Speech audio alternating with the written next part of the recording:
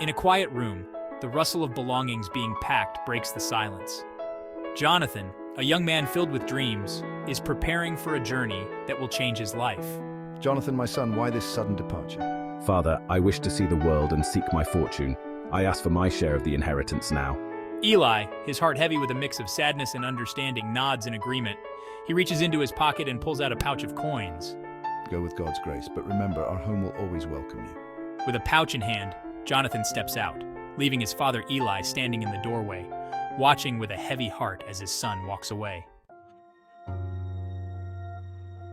As time passes, Jonathan is seen indulging in a life of excess and splendor, squandering his wealth without a care. But soon the reality of his choices catches up with him, leaving him with nothing but regrets. To himself, how foolish I have been. Even my father's servants live better than this. Stripped of all he had, Jonathan finds himself at a crossroads. With a heavy heart and a humble spirit, he decides it's time to return to the place he once called home. Father, I have sinned against heaven and before you. I am no longer worthy to be called your son. Jonathan approaches his home, a figure of weariness turned hope.